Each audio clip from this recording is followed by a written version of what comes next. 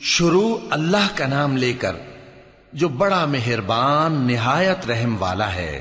ناپ اور تول میں کمی کرنے والوں کے لیے خرابی ہے۔ جو لوگوں سے ناپ کر لیں تو پورا لیں، اور جب ان کو ناپ کر یا تول کر دیں تو کم دیں۔ کیا یہ لوگ یہ نہیں خیال کرتے کہ اٹھائے بھی جائیں گے؟ یعنی ایک بڑے سخت دن میں، جس دن تمام لوگ رب العالمین کے سامنے کھڑے ہوں گے۔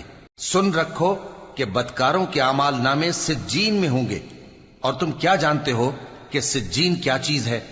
ایک دفتر ہے لکھا ہوا، اس دن جھٹلانے والوں کے لیے خرابی ہے، یعنی جو انصاف کے دن کو جھٹلاتی ہیں، اور اس کو جھٹلاتا وہی ہے جو حد سے نکل جانے والا گناہگار ہے۔ جب اس کو ہماری آیتیں سنائی جاتی ہیں تو کہتا ہے یہ تو پہلے لوگوں کے افسانے ہیں۔ ہرگز نہیں، بات یہ ہے کہ یہ جو اعمال بد کرتے ہیں ان کا ان کے دلوں پر زنگ بیٹھ گیا ہے۔ بے شک یہ لوگ اس روز اپنے پروردگار کے دیدار سے اوٹ میں ہوں گے، پھر یہ لوگ یقیناً دوزخ میں جا داخل ہوں گے۔ پھر ان سے کہا جائے گا کہ یہ وہی چیز ہے جس کو تم جھٹلاتے تھے۔ یہ بھی سن رکھو کہ نیکوکاروں کے اعمال نامے علیین میں ہوں گے۔ تم کو کیا معلوم کہ علیین کیا چیز ہے؟ ایک دفتر ہے لکھا ہوا جس کے پاس مقرب فرشتے حاضر ہوتی ہیں۔ بے شک نیک لوگ نعمتوں میں ہوں گے، تختوں پر بیٹھے ہوئے نظارے کریں گے، تم ان کے چہروں ہی سے نعمت کی تازگی معلوم کر لو گے۔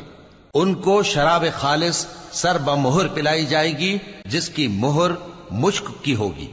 تو نعمتوں کے لیے ریس کرنے والوں کو چاہیے کہ اسی کی ریس کریں، اور اس میں آب تسنیم کی آمیزش ہوگی۔ وہ ایک چشمہ ہے جس میں سے اللہ کے مقرب پیئیں گے۔